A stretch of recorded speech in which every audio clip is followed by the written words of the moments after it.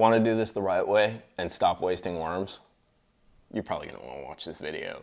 So Wacky Rigging absolutely whacks them from the spring through the summer, through the late summer. It's a great finesse technique, but the biggest problem is, one, if you hook it like I do, au naturel, bareback, you bore a hole in the worm, you waste a bunch of worms. If you use the O-ring approach, in my personal opinion, you're doing it wrong probably 80% of the time because of the hook placement, and we're going to talk about that. This new school rigging adaptation, it allows you to hook the bait in two different ways without putting a single hole in the bait, so you get more worms, more bites, more bass. Hit that like and subscribe button. We're going to talk wacky rigging and why you're probably doing it wrong, but we can fix that.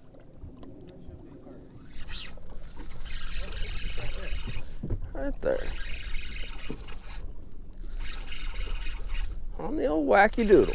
So first off, like a lot of fishing techniques, I can't take credit for this. My boy Lee, who works for Garmin, he's like, bro, I know you hate O-rings for wacky rigging, but let me save you some worms and let you hook the bait the way you want to hook it. And I'm like, tell me more.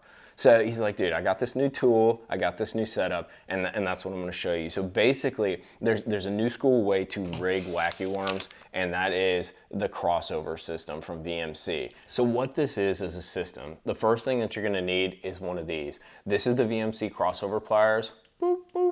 You can see it's basically like a spreading pliers. It has a special little kind of lead that you can drop your bait through, and I'm going to show you exactly how to do this in a minute. The other thing that you're going to need are these guys. These are the VMC crossover rings. Now note about these, they come in various sizes, so you have to pick the one that applies to what you're doing. 90% of the time, I'm wacky rigging one of these, which is a Gambler Ace stick bait. This is a 5-inch, 5¼ inch. So it's kind of like your standard 5-inch stick bait. For these, I will use either the 6mm size or the 7mm size. They offer them a few different colors too. I kind of have the basic ones. I'm not super worried about color. This is the green pumpkin. I also have them in the clear right here, which isn't super clear, but it's moderately clear. They also come in black, so you can kind of pick your color. If you're going to say like a robo worm or a trick worm, you're gonna wanna go down to like the 4mm or so, maybe the 5, depending on how thick the bait is. You're gonna have to play around with it a bit because all the different worms have different sizes. And the reality is this is sort of like a rubber band technique. So you want it to be a little smaller than the bait that you're actually putting it around. So you can see, for instance, this is the one that we're actually going to use. So a little bit smaller than what a stick bait would be, but that actually clamps down and holds it, but you don't want it too tight because it'll vice it and actually pinch that worm and cause it to break apart. So you got to kind of find your little balance, but once you do, it's absolutely epic. So let's rig one up. You're also going to need a circle hook or whatever hook you use for wacky rigging. What I've been using lately is either an open hook like this. This is just a little BKK hook, or the other one that I've been having some fun with is another BKK hook. When you get around cover, it's a little kind of circle hook just like that, but it has those two little sort of wire guards on it,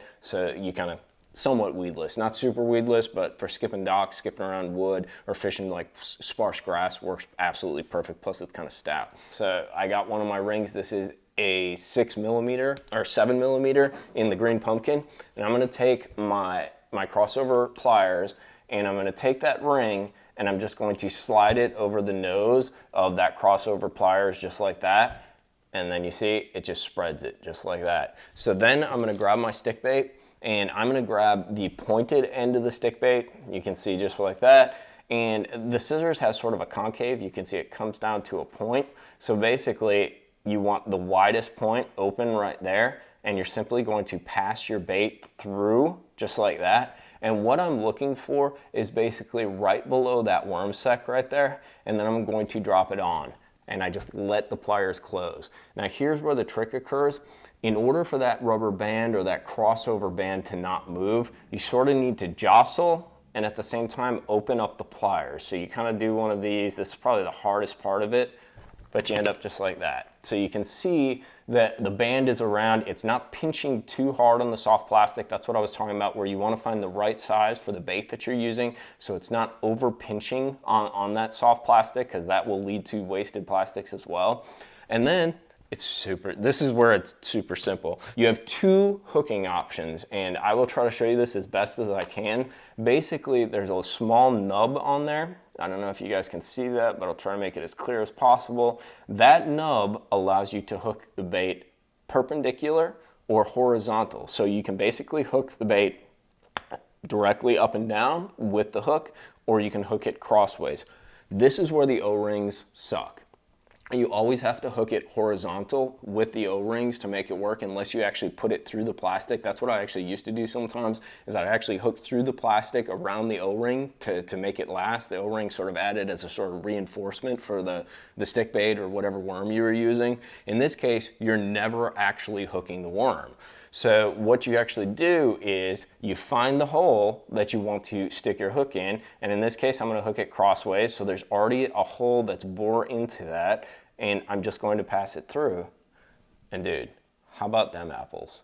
Hook is fully exposed. There's no plastic sort of stopping the bait or stopping the fish from getting to the hook. You know, you're gonna miss less fish. Plus, as you can see, the hook isn't inhibiting any kind of action that the worm has. The hook is suspended. It's outside the bait in that little sort of triangle, that little nub that comes off, allowing the bait to be completely free-flowing and just totally open hook, basically, other than the weed guard that I have on there.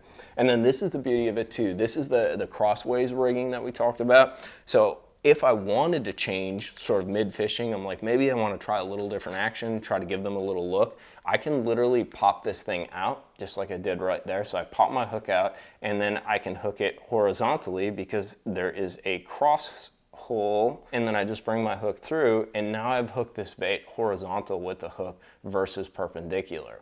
So it gives you two different rigging options, both of which allow the bait to suspend without any inhibition from the hook.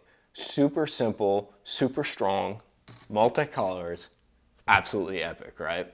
It solves so many problems.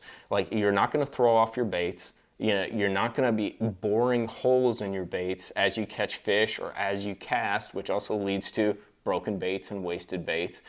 It's a super easy way to sort of transition the way you hook the bait, you know, from up and down. If you're maybe in a more weedy or a more cover-oriented area, you definitely don't hook cover and snag as much when you're rigged like this. However, you do miss more fish when you hook it horizontally. It allows me to hook it crossways, and what's cool is I can use it for standard wacky rigging, you know, no weight, just skipping this thing under docks, things along those lines. Or when I actually want to do some Nico rigging as we move into summer and I want to put that bait on the bottom for ledge fish, I can use it as well. It's super versatile, super durable, super easy. All you need is the tool and some of these bands, and you are ready to rock and roll. But I get more bites and close the deal on more fish when I'm hooking it perpendicular. And I think also the added suspension of the bait, where it's not actually being hooked by the hook, allows that bait to free flow and do a lot more, I don't know, a lot more dancing. Because wacky rigging is a lot about doing nothing. You know, the bait's really doing all of the work when it comes to the action. It's slowly falling, it's slowly waving at the fish, and the less you inhibit that, the more bites you're gonna get. So were you wacky rigging wrong? Do you dig this? I think it's absolutely gonna change the game when it comes to wacky rigging. I'm rarely surprised by things that come out in fishing. This one blew my mind, and dude, I gotta thank my buddy Lee. He hooked it up. He's like, bro, I know you hate this, but try this. I guarantee you'll like it. And that's how you find the best things. Your buddies kind of tell you about something, you're like, whoa, yeah. So if you guys wanna try this out, I'll put links to it. It's at Tackle Warehouse. You can grab yourself a crossover pliers like this guy right here, and then you can grab some crossover bands, grab some BKK circle hooks or whatever circle hook you like, and get wacky rigging. The only downside that I will tell you to this is once you put that band on, it ain't coming off. That's the only annoying part. So the reality is I literally throw this worm on a Nico rig and a wacky rig probably 80% of the time, just a little 5 1/4 magic cross style deal. So I'm not super worried about it, but FYI, keep that in mind. But you are gonna save baits. You're gonna use less plastics, it's gonna save you money, and I think you're gonna get better action out of it. And it's just a cool way to wacky rig, dude. So much better than O-rings, and so much better than rigging it bareback au naturel. So give it a try. Like I said, I'll put links down below so you guys can go check it out at Tackle Warehouse. It is the new VMC crossover. Solves all your wacky rigging problems and gonna save you some baits, dude.